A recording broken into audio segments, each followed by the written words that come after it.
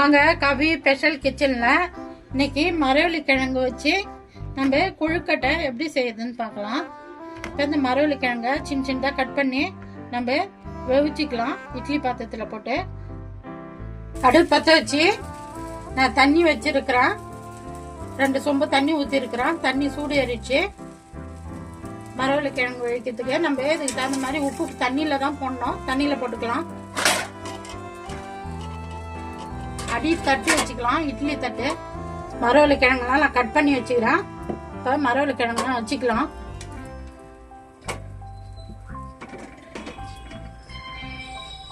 இட்லி தட்டு மேலே மரவள்ளி கிழங்குலாம் கட் பண்ணி வச்சாச்சு.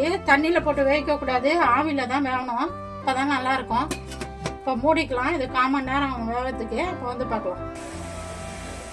நம்ம மரவள்ளி கிழங்கு வச்சுட்டு போனோம். வெந்துச்சான்னு பார்த்துடலாம்.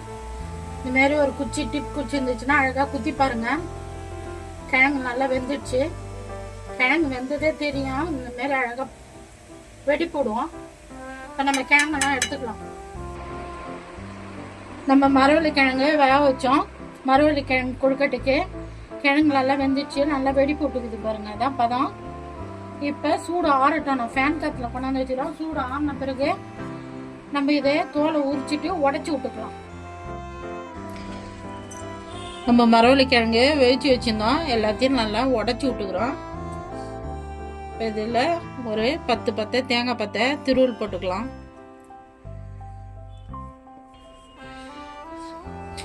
அஞ்சு ஏலக்காய் தட்டி போட்டுக்கலாம்.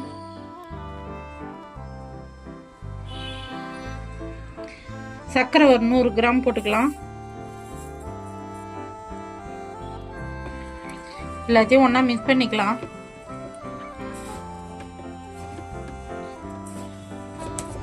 எல்லாத்தையும் ஒன்றா மிக்ஸ் பண்ணியாச்சு. இப்போ கையில் நெய் தடவின்னு நம்ம கொழுக்கட்டை மாதிரி பிடிச்சிக்கலாம். கையில் நெய் தடவிக்கலாம். தடவின்னு கொஞ்சமாக எடுத்துக்கலாம். எடுத்து புடி கொழுக்கட்டை மாதிரி பிடிச்சிக்கலாம். கவி ஸ்பெஷல் கிச்சனில் இன்னைக்கு மரவள்ளி கொழுக்கட்டை எப்படி செய்யுதுன்னு பார்த்தோம். ரெடி ஆகிப்போச்சு. நான் எப்படி செஞ்சேன்னா அந்த மாதிரி செஞ்சு பார்த்துட்டு எப்படி இதுன்னு சொல்லுங்கள். எனக்கு சப்போர்ட் பண்ணுங்கள். இந்த வீடியோ பிடிச்சிருந்தா